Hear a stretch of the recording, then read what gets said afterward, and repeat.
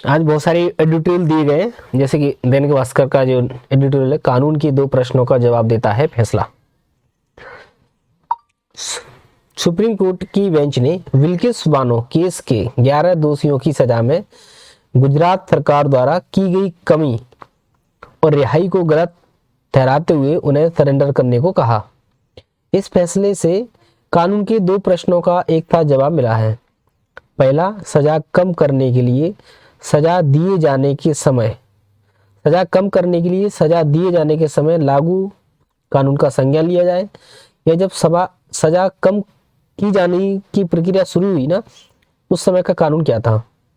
दरअसल गुजरात सरकार ने इन्हें छोड़े जाने का आधार 1922 के प्रावधान माना था, क्योंकि इन्हें सुप्रीम कोर्ट से सजा सन 2008 में हुई थी। लेकिन उसी राज्य गुजरात ने सन 2014 में नए प्रावधान लागू किए, जिसके तहत उम्र कैद के कैदी की रिहाई के लिए केवल उसका 14 साल जेल में रहना काफी नहीं है, बल्कि 5 अन्य आधार भी देखे जाने चाहिए। इनमें सबसे प्रमुख है, अपराध क्या व्यक्तिगत कृत्य है या सामूहिक अपराध जो समाज की चेतना को झकझोरता है। अपराध की प्रकृति सांप्रदायिक घृणा थी। दूसरा प्रश्न था कि न्यायिक फैसलों को कम करने की कार्यपालिका की शक्ति। यह शक्ति कानून ने सरकार को दी है, लेकिन सुप्रीम कोर्ट ने लक्ष्मी नस्कर बनाम पश्चिमी बंगाल और संगीत बनाम हरियाणा सरकार में कार्यपालिका के लिए कुछ सीमाएं रेखा खींची हैं। कल के फैसले में एक बार फिर सरकार को उनकी याद दिलाई गई। कोर्ट ने कहा कि रिहाई करते वक्त सरकार ने दिमाग का इस्तेमाल नहीं किया। फैसले के अनुसार 13 मई 2022 को इस कोर्ट में तथ्यों को छिपाकर गलत आदेश पारित कराया गया। कोर्ट ने कहा कि रिहाई का अधिकार महाराष्ट्र सरकार का है, ना कि गुजरात सरकार का है। अब देखना यह है कि क्या इन दोषियों की रिहाई के प्रयास महाराष्ट्र में दोबारा होंगे। दूसरा, दैनिक जागरण का जो एडिटोरियल है, मालदीव का मुगालता। प्रधानमंत्री नरेंद्र मोदी जी लक्षद्वीप यात्रा के बाद मालदीव के मंत्रियों ने उनके विरुद्ध जैसी अपमानजनक टिप्पणियां की, उसके बाद दोनों देशों के संबंध में खटास पैदा होनी थी। वास्तव में यह खटास पैदा होनी तब शुरू हो गई थी जब मोहम्मद मुइज़्ज़ू ने मालदीव का राष्ट्रपति बनते ही भारत से दूरी बढ़ानी शुरू कर दी थी, क्योंकि मुइज़्ज़ू ने भारतीय सैनिकों को मालदीव से बाहर करने के मुद्दे का चुनाव लड़ा था। इसलिए तय था कि यदि वह राष्ट्रपति बनते हैं तो चीन की गोद में बैठना पसंद करेंगे। और अंततः ऐसा ही हुआ। उन्होंने भारत से पहले चीन की यात्रा करना तो आवश्यक समझा ही भारतीय सैनिकों को मालदीव से हटाने पर भी जोर दिया। मालदीव में महज 75 भारतीय सैनिक हैं। ये वहां इसलिए हैं ताकि भारत की ओर से दिए गए हेलीकॉप्टरों का संचालन कर सकें। इसके बाद भी मुइज़्ज़ू ने ऐसा दर्शाया जैसे भारत ने उनके देश में सैनिकों की कोई बड़ी खेप तैनात कर रखी है। चूंकि वह भारत विरोधी भावनाओं को उभार रहे थे, इसलिए उनके सहयोगी भी उसी रास्ता पर चल रहे थे। उनके 3 मंत्रियों ने जब अपनी हदें पार कर दी, जब भारतीय प्रधानमंत्री लक्षद्वीप की यात्रा पर गए थे। भारतीय प्रधानमंत्री ने हाल ही की अपनी लक्षद्वीप यात्रा में ऐसा कुछ नहीं कहा जो मालदीव के खिलाफ हो, लेकिन पता नहीं वहां के 3 मंत्रियों ने ऐसा ही समझ लिया। उन्होंने भारतीय मंत्रियों के साथ भारत को भी नीचा दिखाने वाली भद्दी टिप्पणियां की। स्वाभाविक रूप से भारतीयों ने अपने अपमानजनक रूप में लिया है और पर्यटन के लिए मालदीव न जाने का अभियान छेड़ दिया। क्योंकि अन्य देशों के मुकाबले भारत से सबसे अधिक पर्यटक मालदीव जाते हैं, इसलिए मुइज़्ज़ू को यह पता चल गया कि उनके पर्यटक उद्योग को बड़ी क्षति पहुंचने वाली है। भले ही उन्होंने अपने 3 बदजुबान मंत्रियों को निलंबित कर दिया हो, लेकिन इससे क्षति की भरपाई होती नहीं दिखती है। इसलिए और भी नहीं, क्योंकि वह अपनी चीन परस्ती का खुलकर परिचय दे रहे हैं। मुइज़ ने बीजिंग यात्रा के मौके पर चीन ने जिस तरह अपनी सफाई दी है, यह सफाई दी है कि मालदीव को भारत के खिलाफ नहीं उकस रहा है, उससे यही पता चलता है कि वह ऐसा ही कर रहा है। यदि वो मुइज़ के सहारे मालदीव को भारत के खिलाफ अपना मोहरा नहीं बना रहा है तो उसे इस तरह की सफाई देने की जरूरत क्या थी। इसके पहले भी मालदीव के शासक अपने संकीर्ण स्वार्थों की पूर्ति के लिए चीन की तरफदारी करते हुए भारत का विरोध करते रहे हैं। मुइज़ भी ऐसा कर रहे हैं, लेकिन उन्हें यह नहीं भूलना चाहिए कि हर तरह के संकट के समय भारत ने ही मालदीव की मदद की है। यदि वह यह समझ रहे हैं कि भारत के बिना उनके देश का काम चल जाएगा तो यह उनका मुगलता ही है। बिजनेस स्टैंड की न्यूज आएगी जो संपादकीय है लाल सागर का संकट। लाल सागर में स्वेज नहर के जरिए वाणिज्यिक पोतों के आवागमन पर मंडरा रहे संकट समाप्त होने का कोई संकेत फिलहाल नजर नहीं आ रहा है। यह भूमध्य सागर और हिंद महासागर क्षेत्र को जोड़ने वाला एक अहम मार्ग है और गाजा पट्टी तथा उसके आसपास के इलाके में इजराइल हमास जंग के कारण इसे लेकर अनिश्चितता बढ़ गई है। युद्ध के परिणाम स्वरूप यमन में ईरान समर्थित हूती विद्रोही गठजोड़ ने यमन और जिबूती के बीच बाब अल मंडेब खाड़ी में नौवहन हमले शुरू कर दिए। विद्रोही गठबंधन आश्चर्यजनक रूप से हथियारों से अच्छी तरह लैस है। उसने पोतरोधी बैलिस्टिक मिसाइल का इस्तेमाल किया है। इससे पहले किसी लड़ाई में इतनी बड़ी तादाद में इसके इस्तेमाल नहीं किया गया था। इसके साथ ही विद्रोहियों ने क्रूज मिसाइलों, ड्रोन, छोटी नौकाओं का उपयोग करके भी हजारों जहाजों पर हमला किया और उन्हें धमकाया भी है। हूती विद्रोहियों का दावा है कि उन्होंने इजराइल की ओर जा रहे पोतों पर हमले किए हैं, लेकिन वास्तव में यह सच नहीं है। यह संभव ही नहीं है कि वे जान सकें कि कौन सा जहाज किस दिशा में जा रहा है। इन हमलों के परिणाम स्वरूप कई प्रमुख पोत संचालकों ने स्वेज नहर और लाल सागर का मार्ग छोड़ देने का निर्णय लिया। इन पोत संचालक कंपनियों में मेर्स्क, हपाग-लॉयड, मेडिटेरियन शिपिंग कंपनी तथा कुछ प्रमुख तेल कंपनियां शामिल हैं। कुछ दिन पहले मेर्स्क ने इस बात की पुष्टि की थी उसके टैंकर निकट भविष्य में इस क्षेत्र में से नहीं गुजरेंगे। ऐसी अपेक्षाएं थी कि मेर्स्क और अन्य कंपनी सामान्य सेवाएं बहाल कर देंगी, क्योंकि अमेरिका ने घोषणा की थी कि एक नौसैनिक कार्यबल इस इलाके में जलपोतों की सुरक्षा करेगा। परंतु यह कार्यबल जमीन पर प्रभावी असर छोड़ने में नाकाम रहा। इसके चलते पोत संचालकों ने किफायत के बजाय सावधानी बरतने की अधिक तरजीह दी। ऐसे निर्णय के परिणाम स्वरूप भूमध्य सागर और हिंद महासागर के बीच, हिंद प्रशांत क्षेत्र के बीच नौवहन में लगने वाला समय और व्यय बहुत अधिक बढ़ गया है। तमाम पोत अपनी यात्राओं को स्थगित कर रहे हैं। अगर उन्हें यात्रा करनी ही पड़ रही है तो वे दक्षिण अफ्रीका में आशा अंतरिप कैप ऑफ गुड होप के रास्ते आवागमन कर रहे हैं।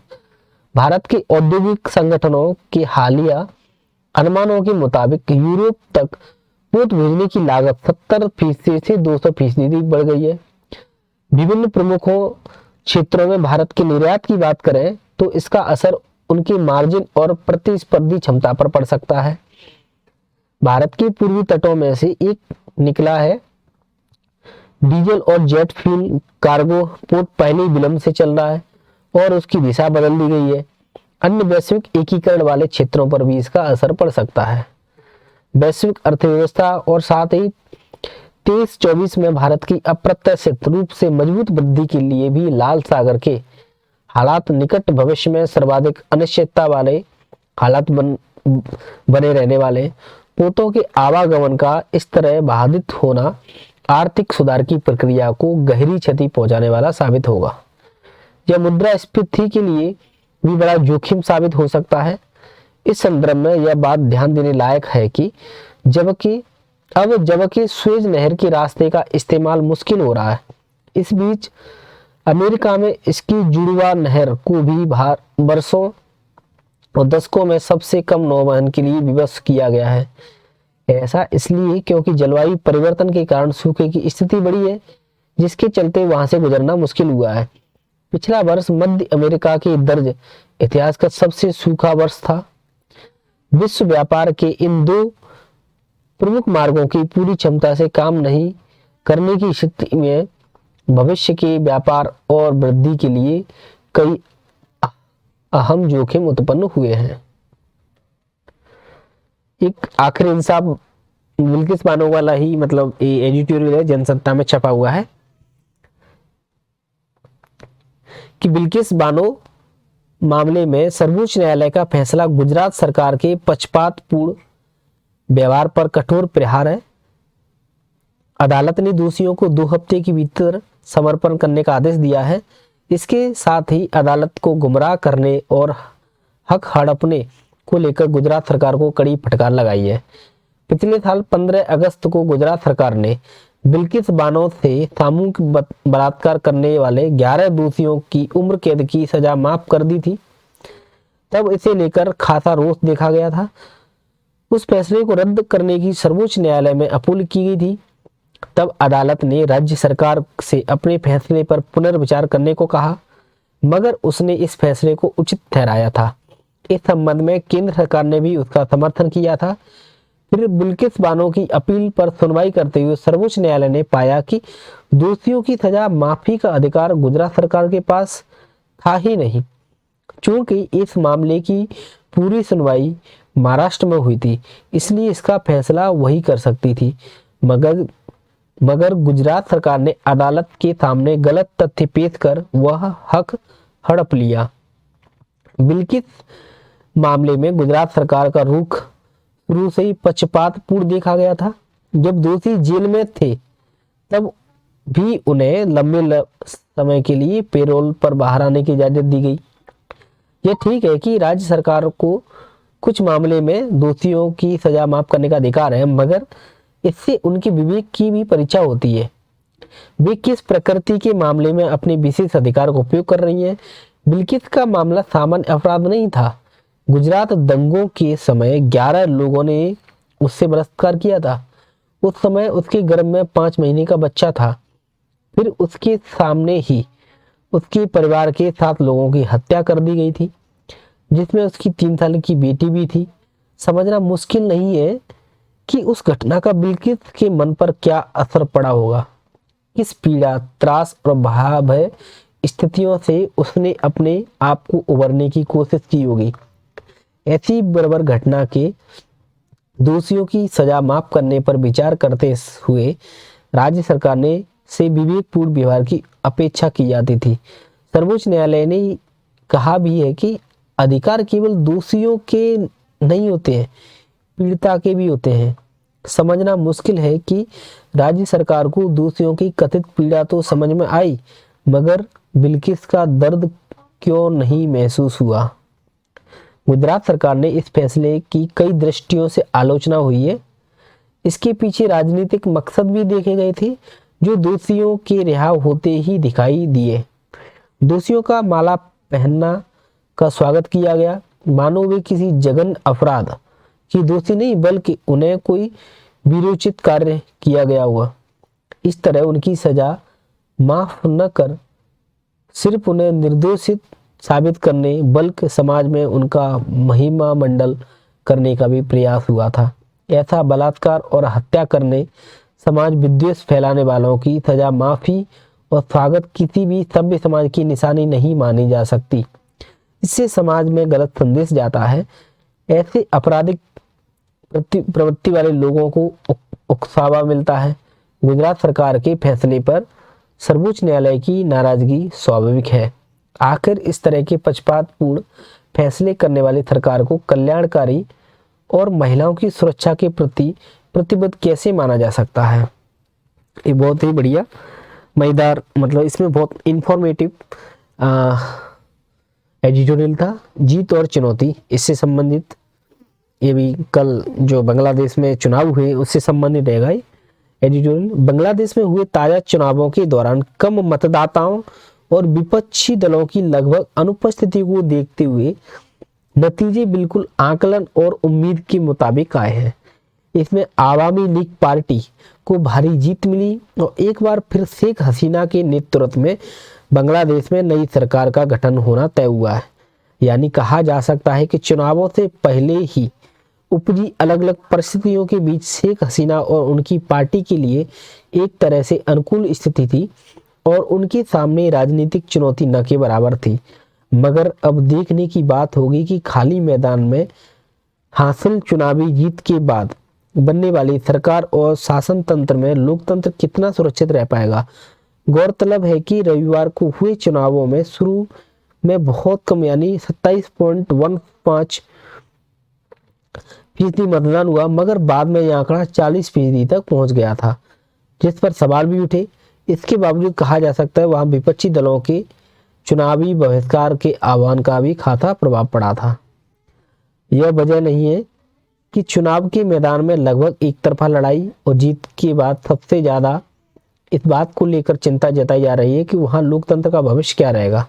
दरअसल पूर्व प्रधानमंत्री खालिदा जिया की नेतृत्व वाली बांग्लादेश नेशनलिस्ट पार्टी के साथ साथ 15 अन्य राजनीतिक दलों ने चुनाव का बहिष्कार किया। इस बीच चुनावों से पहले ही शेख हसीना सरकार ने बड़ी संख्या में कई प्रतिद्वंदी नेताओं और उनके समर्थकों को गिरफ्तार कर लिया था, जिसकी तीखी निंदा हुई थी। ऐसी स्थिति में हुए चुनावों में अगर आवामी लीग पार्टी ने 300 सीटों वाली संसद में 223 सीटें मिली हैं, तो इसे अनुकूल बिसात पर जीत कहा जा सकता है। नतीजों के बाद संसद में मुख्य विपक्षी दल जाति पार्टी को 11 और बांग्लादेश कल्याणकारी पार्टी को 1 सीट पर जीत मिली है, जबकि 62 निर्दलीय उम्मीदवारों को विजय मिली है। नई संसद में अब सत्ताधारी दल को संख्या के मुताबिक जो हैसियत मिलेगी, उसमें संसद में होने वाले बहसों से लेकर नीतिगत निर्णय के मामले में विपक्ष की आवाज को कितनी जगह मिलेगी, यह समझना मुश्किल नहीं है। इस लिहाज से बांग्लादेश में अगर इस बात की आशंका जताई जा रही है कि आवामी लीग की जीत के बाद वहां एक पार्टी के शासन वाली व्यवस्था स्थापित हो सकती है, तो यह बेवजह नहीं है। यूं किसी भी शासन में अगर विपक्ष उसके नेताओं के सवाल के लिए जगह सिमटती है, तो इससे वहां लोकतंत्र का हनन होता है। हालांकि देश की आर्थिक और स्थिति में सुधार के मामलों में शेख हसीना के हिस्से कुछ कामयाबी जरूर दर्ज है। बीते एक दशक के दौरान आर्थिक मोर्चों पर सुधार की बदौलत बांग्लादेश में प्रति व्यक्ति आय में करीब 3 गुना की बढ़ोतरी हुई है और काफी तादाद में लोग गरीबी से बाहर निकले हैं। मगर फिलहाल महंगाई से लेकर कर्ज तक के मामले में देश की तस्वीर काफी बिगड़ी है। जाहिर है आवामी लीग पार्टी और उसकी नेता शेख हसीना बांग्लादेश में लोकतंत्र को लेकर जताई जाने वाली आशंका को निराधार साबित करना चाहती है, तो उन्हें राजनीतिक आर्थिक से लेकर जनहित के मोर्चों पर एक साथ काम करने होंगे। बांग्लादेश की सरकार को भारत का साथ मिलता रहा है, मगर इसका भविष्य शायद इस बात पर निर्भर करेगा कि वहां की सरकार देश में लोकतंत्र सुरक्षित करने को लेकर कितनी गंभीर रहती है। राष्ट्रीय सहारा का जो एडिटोरियल है, हो ही गया न्याय, वही बिल्किस बानो से संबंधित एडिटोरियल है, जैसा कि अपन पिछले 2 एडिटोरियल पढ़ चुके हैं। बिल्किस बानो मामले में तमाम अड़ंगीबाजी के बावजूद आखिरकार न्याय हो ही गया है। यह पीड़िता उसके परिवार के लिए ही नहीं बल्कि देश के बड़े तबके के लिए भी बड़े संतोष की बात है। इस फैसले से खुद सर्वोच्च न्यायालय की गरिमा रह गई है। अंतिम आस के रूप में उसके प्रति आम लोगों की आस्था बनी रह गई है। सर्वोच्च न्यायालय में जस्टिस बीवी नागरत्ना और जस्टिस उज्जवल भुइया की खंडपीठ ने इस मसले पर कानून का शासन स्थापित करने के साहसी नजरिए से विचार किया। ऐसा करते हुए उसने शीर्ष अदालत के मई 2022 के फैसले को पलट दिया। इसमें सर्वोच्च न्यायालय ने कहा था कि गुजरात के पास छूट का फैसला करने का अधिकार है, लेकिन और 1922 की छूट नीति और जो हत्या, बलात्कार, सामूहिक बलात्कार मामलों में छूट की अनुमति देती है, वह लागू है। इसी आधार पर बिल्किस बानो समेत उसके परिवार की 3 महिलाओं के साथ आततियों के गैंग रेप करने और 7 परिजनों की हत्या करने के मामले में 11 दोषियों को समय से पहले रिहा किया गया था। मनुष्यता को अपने अपराध की क्रूरता से कपकपाने देने वाले इन गुनहगारों की रिहाई न्याय नहीं बेकस के साथ क्रूर मजाक लगा था। अब ये दोषी 2 हफ्ते में सरेंडर करेंगे और सुधरने के लिए सजा पूरी होने तक जेल में रहेंगे। सर्वोच्च न्यायालय का यह कोर्स करेक्शन मूलतः 2 बिंदुओं पर है। एक तो माफी और रिहाई के सक्षम प्राधिकार तय करने के बिंदु से, दूसरा पीड़िता के न्याय पाने के अधिकार से। अदालत ने माना है कि इन दोषियों की माफी पर विचार का हक गुजरात को नहीं महाराष्ट्र को है, जहां इस मुकदमे का ट्रायल चला और फैसला आया है। मगर आम माफी से रिहाई 14 साल की सजा काटने वालों को ही दी जा सकती है। यह मामला इसका उल्लंघन है। एक तो खुद पीड़िता बानो मामले की सामूहिक जघन्य और उसकी रपट लिखाने, मेडिकल जांच करने, सही रिपोर्ट देने, पोस्टमार्टम हुए शवों को सिर काटने, जांच में हद तक अड़ंगे डालने की अंतहीन कथा है। जाहिर है कि यह सब सत्ता की सह पर ही हो रहा था। तभी मामले की सुनवाई महाराष्ट्र में करानी पड़ी थी, जहां दोषियों को सजा मिल सके। गुजरात में यह भी नहीं होता। सर्वोच्च न्यायालय ने पीड़िता बिल्किस के अधिकार को महत्वपूर्ण मानते हुए उसकी प्रति न्याय किया और न्यायालय की यह टिप्पणी भी एक प्रकाश स्तंभ की तरह काम करेगी। अदालत को बिना किसी डर या पक्षपात के कानून को लागू करना होगा। विवादित ईद के फायदे ये बांग्लादेश से संबंधित है, जैसा कि अभी पढ़ लिया था ये वाला, और ये माले के संबंध में है। इसको थोड़ा सा देख लेते हैं जो प्रधानमंत्री से जुड़ा हुआ है। भारत और मालदीव का जो कंट्रोवर्शियल मामला है। प्रधानमंत्री नरेंद्र मोदी की हालिया लक्षद्वीप यात्रा से जुड़ी तस्वीर पर मालदीव के कुछ मंत्रियों द्वारा की गई अशालीन टिप्पणियां कूटनीतिक मर्यादा की विपरीत तो थी, एक हिमाकत भी थी, और भारतीय विदेश मंत्रालय व राष्ट्रीय जन मन से उनका उचित ही कड़ा प्रतिकार किया। इस मामले में भारत के सख्त रूप का नतीजा है कि उन मंत्रियों को न सिर्फ अपनी कुर्सी गंवानी पड़ी, बल्कि खुद अपने मुल्क में कड़ा विरोध झेलना पड़ रहा है। जिस चीन की सह पर मौजूद सरकार भारत विरोधी आक्रामक मुद्रा अपना रही है, उससे भी नई दिल्ली के कठोर रुख को भांपते हुए इस विवाद से अपने आप को अलग कर दिया है। चीन की सरकारी अखबार ग्लोबल टाइम्स ने साफ लिखा है कि बीजिंग ने कभी भी माले को यह नहीं कहा है कि नई दिल्ली को नकारे, ना ही वह इन दोनों देशों के अच्छे रिश्तों को अपने लिए खतरे के रूप में देखता। दरअसल चीन को यह अच्छी तरह से एहसास हो चुका है कि भारत अपने आत्मसम्मान की कीमत पर रिश्तों को आग्रही नहीं है। यह प्रकरण इस बात का ठोस उदाहरण है। अदूरदर्शी राजनेताओं के हाथों में जब देश की बागडोर आती है तो अपने बड़बोलेपन से वे मुल्क के हितों को कितनी गहरी चोट पहुंचा देते हैं। घरेलू राजनीतिक और अंतर्राष्ट्रीय संबंधों के बीच के अंतर की समझ ही नहीं है तो अक्सर ऐसी गलतियों की गुंजाइश बनती है।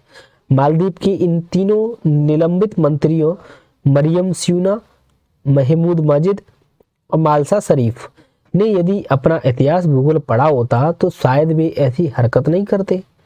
इन तीनों युवा नेताओं को यह पढ़ाए जाने की जरूरत है कि सन 1988 में जब उनकी लोकतांत्रिक सरकार और पूरी व्यवस्था चंद बागियों की बंधक बन गई थी, तब एक गुहार पर भारत ने उसकी क्या मदद की थी और उसके बाद से मालदीव की स्थिरता और सुरक्षा में नई दिल्ली ने कितनी सकारात्मक भूमिका रही है। यह संतोष की बात है कि मालदीव के पूर्व राष्ट्रपति मोहम्मद नसीद और इब्राहिम एम सोहेल जैसे वरिष्ठ नेताओं ने इन युवा मंत्रियों के साथ साथ मौजूदा सरकारों को कूटनीति की नसीहत दी है। मोहम्मद नसीद ने तो मरियम स्यूना को लताड़ते हुए यहाँ तक कहा है कि यह बहावे भाषा बोल रही है, वह भी उस साथी देश के लिए जो मालदीव की सुरक्षा और समृद्धि के लिए बेहद अहम है। बहरहाल भारत और भारतीयों के तेवर से उन देशों को सबक मिल गया होगा जो भारत से लाभ तो चाहते हैं, लेकिन उसकी भावनाओं की अनदेखी करने की अभ्यस्त हो गए हैं। मालदीव की अर्थव्यवस्था में भारतीय पर्यटकों की कितनी बड़ी भूमिका है, माले को यह बताने की जरूरत नहीं होनी चाहिए। फिर भी उसको यह भी नहीं भूलना चाहिए कि नई दिल्ली से बिगाड़कर पाकिस्तान का क्या असर है और इससे बनाकर बांग्लादेश कहां से कहां पहुंच गया है। बहरहाल इस विवाद का एक सकारात्मक पहलू यह भी है कि आम भारतीयों के साथ साथ बॉलीवुड सेलिब्रिटी ने जिस तरह मालदीव के मंत्रियों के ओछे बयानों का मुखर विरोध किया है, उससे उम्मीद बनी है कि वे लक्षद्वीप समेत देश के तमाम पर्यटन स्थलों के विकास में अपनी सक्रिय भूमिका निभाएंगे। कोई छिपी हुई बात नहीं है कि हमारे सितारे बड़ी संख्या में अपनी छुट्टी मनाने मालदीव जाते हैं। अगर वे अपने पर्यटन स्थलों की ओर अब भी मुड़ पाए तो यह देश सेवा होगी। सिंगापुर से हमें जो सीखना चाहिए, एक और एडिटोरियल है, पूर्व IPS अधिकारी विभूति नारायण राय के द्वारा लिखा हुआ है। यह प्रश्न भी कुछ अटपटा सा लगेगा कि भारत क्या सिंगापुर से कुछ सीख सकता है, खास तौर पर इसलिए कि सिंगापुर भारत से बहुत छोटा है। 283 वर्ग मील के क्षेत्रफल और 60 लाख से भी कम आबादी वाले एक नगर राज्य की 140 करोड़ आबादी और अपने से कई हजार गुना क्षेत्रफल वाले राज्य से तुलना नहीं की जा सकती है, मगर दोनों के बीच कुछ ऐसी अद्भुत समानताएं हैं जो आप सहज रूप से समझने की कोशिश कर सकते हैं कि सिंगापुर ने समान चुनौतियों में एक राष्ट्र बनने की प्रक्रिया में कैसे संभव बनाया है और क्या भारत उससे कुछ सीख सकता है। देखते हैं कि भारत की तरह ही सिंगापुर की अद्भुत विविधताओं वाला भूभाग है। धार्मिक, नस्ली, भाषिक विविधताओं वाले इस समाज को एक राष्ट्र बनाने में इसके नेताओं के सामने पहाड़ जैसी चुनौतियां थी। ऐतिहासिक रूप से एक बृहत्तर मलय राष्ट्रीयता का भाग हो सकता था। मलय प्रायद्वीप के दक्षिणी किनारे में स्थित सिंगापुर जलडमरू मध्य के साथ दक्षिणी चीन महासागर को छूता है। यहाँ चीन, दक्षिण भारत और आसपास के मलय आबादी वाले द्वीपों के प्रवासन होता रहा है। फलस्वरूप ये विविधताओं के अद्भुत संगम बन गया है। बौद्ध, ईसाई, इस्लाम, ताओ और हिंदू धर्म के अनुयायियों के बीच नस्ली विभाजन बड़ा स्पष्ट दिखता है। ऐसे में देखना बड़ा दिलचस्प होगा कि सिंगापुर के राष्ट्र निर्माताओं ने विविधता को कैसे कमजोरी से अपनी शक्ति में तब्दील कर लिया है। अमेरिका, यूरोप, चीन, पाकिस्तान के मुकाबले स्वाभाविक रूप से छोटे से नगर राज्य सिंगापुर को हमारे विमर्श में बहुत कम स्थान मिल पाता है। उसके बारे में हमारा ध्यान मुख्यतः देश के पहले प्रधानमंत्री ली क्वान यू की उन असाधारण कारनामों की तरफ जाता है जिनके चलते तीसरी दुनिया का एक निहायत पिछड़ा देश कुछ ही दशकों में पहली दुनिया की अग्रणी अर्थव्यवस्था में से एक हो गया। आज अपने नागरिकों को यह जैसा जीवन जीने का अवसर प्रदान कर रहा है वह अमेरिकी यूरोपीय समाजों के लिए भी ईर्ष्या का बायस हो सकता है। पिछले कुछ दिनों से सिंगापुर में रहते हुए मैं प्रशंसा भाव से एक नागरिक मित्र और सुविधा संपन्न शहरी बसावट को देख रहा हूँ, पर इन सबको जिस दृष्टि से संभव बनाया है उससे भारतीय संदर्भों के साथ समझना मुझे ज़्यादा प्रासंगिक लगता है। एक ब्रिटिश कॉलोनी सिंगापुर के हाकिमों को द्वितीय विश्व युद्ध की बात समझ में आ गया था कि भारत या दूसरी कॉलोनियों की तरह वे सिंगापुर को भी अधिक दिनों तक अपने अधीन नहीं रख पाएंगे और उन्होंने दूसरे अधीन राष्ट्रों की तरह ही इसे भी क्रमशः आज़ादी देनी शुरू कर दी। सबसे पहले घरेलू मसलों को स्थानीय नेतृत्व को सौंपते हुए 1959 में ली क्वान यू को मुख्यमंत्री बनाया गया। फिर धीरे से सत्ता का हस्तांतरण करते हुए वह स्वतंत्र गणतंत्र के पहले प्रधानमंत्री बनाए गए थे। कौन? ली क्वान यू। ली को विविधता में छिपी अपनी कमजोरियों का एहसास था। उन्होंने इतिहास का सहारा लेते हुए सिंगापुर को बृहत्तर मलय राष्ट्र का हिस्सा बनाते हुए मलेशिया में स्वयं का विलय कर दिया था। यह व्यवस्था कुछ वर्ष भी नहीं चल पाई, क्योंकि जहां उनका दल पीपल्स एक्शन पार्टी धर्मनिरपेक्ष राजनीति करना चाहता था, वहीं मलेशिया के प्रमुख नेता टुंकु अब्दुल रहमान और टुन अब्दुल रज्जाक धार्मिक पहचान को राजनीति से पृथक करने को तैयार नहीं थे। ली की पार्टी पीएपी यानी पीपल एक्शन पार्टी ने मलय प्रायद्वीप के दूसरे छोटे दलों का गठबंधन बनाकर धर्म और सरकार को अलग करने की कोशिश की, तो मलेशियाई नेताओं ने सिंगापुर को इस संघ से बाहर कर दिया। अलग किए जाने पर ली दुखी हुए, पर उन्होंने बदली स्थिति में नए राष्ट्र के निर्माण का फैसला किया। फिर शुरू हुआ सिंगापुर का नया सफर। 1965 में ली स्वतंत्र सिंगापुर के प्रथम प्रधानमंत्री बने। तब चुनौतियों का पहाड़ उनके सामने था। अर्थव्यवस्था से भी बड़ी चुनौती थी। धर्म, नस्ल, भाषिक समूह में बटी जनता को एक राष्ट्र में तब्दील करना। जातीयता के लिहाज से देखें तो चीनी सबसे बड़ी जाति थी। मुख्य रूप से मैंडारिन बोलने वाले एशियाई और बौद्ध धर्म के अनुयायियों की भी आबादी कुल जनसंख्या की लगभग 3/4 थी। इसके बाद मलय भाषी मुस्लिम थे। तीसरे स्थान पर तमिल हिंदू थे। पीएपी पीपल एक्शन पार्टी का नेतृत्व चीनियों के हाथ में था।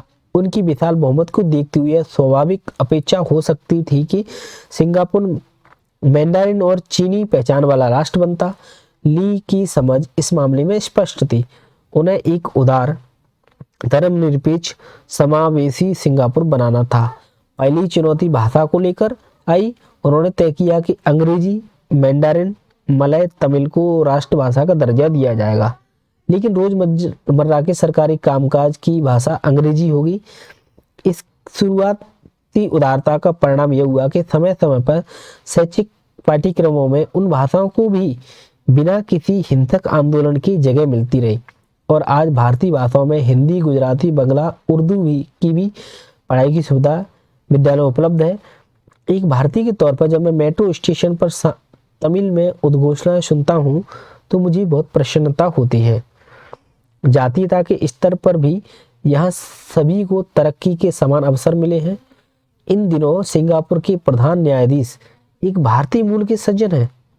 कोई वैधानिक आरक्षण नहीं है, पर सकारात्मक प्रोत्साहन के बल से सरकार ने यह सुनिश्चित किया है कि विकास का फल सभी चखें। भारतीय मूल की सामाजिक कार्यकर्ता श्रीनिवास राय ने मुझे अपना अनुभव बताया, कैसे वह तर्कों से नेतृत्व को समझा सके। भारतीय मलय से भिन्न एक स्वतंत्र पहचान के हकदार हैं और हिंदी भी पढ़ाई जानी चाहिए। फलस्वरूप इस समय लगभग 10,000 छात्रों की ऐच्छिक भाषा हिंदी है। धर्म यहाँ पूरी तरह से व्यक्तिगत आस्था है। राज्य किसी को प्रोत्साहित या निरुत्साहित नहीं करता है। सभी प्रमुख धर्मों के 10 सार्वजनिक अवकाश घोषित हैं। हर व्यक्ति अपनी आस्था के अनुसार उनमें से अपनी छुट्टियां चुन सकता है। सन 1964 के बाद सिंगापुर में कोई सांप्रदायिक दंगा नहीं हुआ है।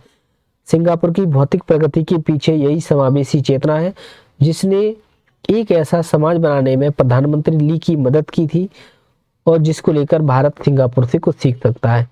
कई बार हमें छोटों से भी सीखना चाहिए। धार्मिक, भाषाई, नस्लों मुद्दों पर उदारता हमें सही अर्थों में एक राष्ट्र बनाने में मदद करेगी। ड्रोन आंदोलन, भारतीय कृषि क्रांति की तीसरी लहर। मनसुख मांडविया केंद्रीय रसायन व उर्वरक मंत्री हैं। इनकी द्वारा एक एडिटोरियल है। पंजाब के हरे भरे खेतों से गुजरते हुए मेरा ध्यान कहीं दूर गूंजती एक आवाज ने आकर्षित किया। स्वाभाविक ही जिज्ञासा हुई कि इस आवाज का स्रोत क्या है। वहां पहुंचते ही मेरा स्वागत 2 किसानों ने किया। वे ड्रोन के जरिए नैनो यूरिया का छिड़काव कर रहे थे। देश के दूर ग्रामीण क्षेत्रों में किसानों द्वारा एक नई तकनीक को इतने उत्साहपूर्वक स्वीकार किए जाने को देखकर मुझे सुखद अनुभूति हुई। मुझे लगा कि यह देश के कृषि क्षेत्र के लिए वह ड्रोन क्षण है जिसने देश में ड्रोन आंदोलन की शुरुआत की। किसानों ने मुझे बताया कि कृषि ड्रोन के बारे में जानकारी उनके गांव में ही विकसित भारत संकल्प यात्रा के दौरान मिली। यह नई तकनीक उनके गांव खेतों में कुशल तरीके से उर्वरकों और कीटनाशकों के छिड़काव के लिए बहुत उपयोगी है।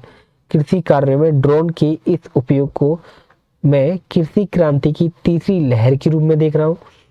कृषि ड्रोन तकनीक हमारी कृषि पद्धतियों को आधुनिक बनाने और बदलने में कारगर हस्तक्षेप साबित हो रही है। हैंड पंपों के माध्यम से कीटनाशकों और तरल उर्वरकों के टिकाऊ छिड़काव के दिन चले गए। अब इसकी जगह ड्रोन की मदद से छिड़काव की अधिक कुशल तकनीक ले रही है। अपनी पहली हरित क्रांति में नए कृषि उपकरणों HYV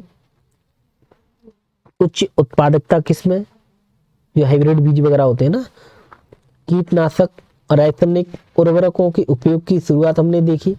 पिछले कुछ वर्षों में हमारे पर्यावरण, मिट्टी के स्वास्थ्य, उसकी उर्वरता की दीर्घकालीन स्थिरता बनाए रखने के लिए उर्वरकों के संतुलित उपयोग को सुनिश्चित करने की तत्काल आवश्यकता महसूस की गई।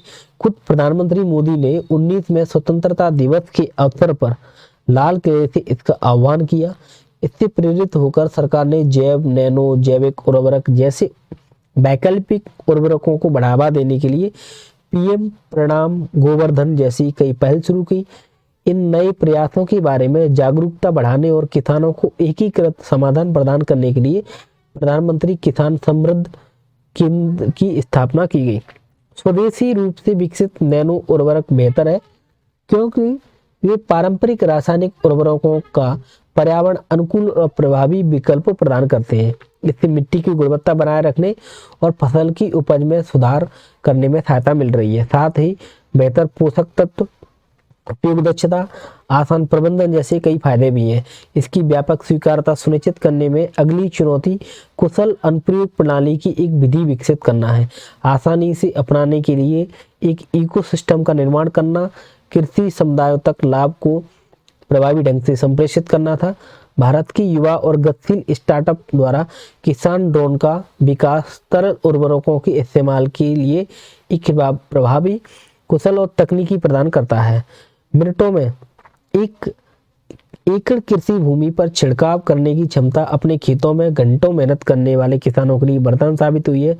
अपने पास अधिक खाली समय होने से किसान कमाई बढ़ाने के लिए अधिक उत्पादक कार्य कर सकते हैं। प्रधानमंत्री का लक्ष्य देश के विकास में महिलाओं का हिस्सेदारी बढ़ाना है। उन्होंने 30 नवंबर को विकसित भारत संकल्प यात्रा में स्वयं नमो ड्रोन दीदी का प्रारंभ किया। इसका उद्देश्य कृषि कार्य के लिए किसानों को किराए पर ड्रोन उपलब्ध कराना है। इसके लिए नमो ड्रोन दीदी के तहत 15,000 चुनिंदा महिला स्वयं सहायता समूहों को ड्रोन प्रदान किया जा रहा है। यह अनूठी पहल न केवल किसानों को तरल उर्वरक के छिड़काव के लिए ड्रोन उपलब्ध कराएगी, बल्कि महिला सशक्तिकरण और ग्रामीण समृद्धि में भी योगदान देगी। प्रभावी संवाद किसी भी पहल के सफल क्रियान्वयन के लिए सबसे महत्वपूर्ण है। 15 नवंबर 2023 से शुरू हुई देशव्यापी विकसित भारत संकल्प यात्रा में ड्रोन एक प्रमुख आकर्षण बन गए हैं। यात्रा के दौरान सभी राज्यों में 50 से अधिक ड्रोन प्रदर्शन हुए हैं। इन प्रदर्शनों ने किसानों के भीतर अपनी खेती में नई उच्च स्तरीय तकनीक को अपनाने में रुचि जगाई है। इस टाइप से आज बहुत सारे एडिटोरियल थे, जैसे कि बिल्किस बानो से संबंध, अभी लेटेस्ट में ये पढ़ा है अपन ने, क्या बोलते ड्रोन से संबंधित कि ड्रोन से अपन जो है ना छिड़काव कर सकते हैं। ठीक है, बांग्लादेश में जो चुनाव हुए हैं, मालदीव और भारत के जो मालदीव के मंत्रियों ने बेहुदा जो बयान दे दिया है प्रधानमंत्री जी के खिलाफ,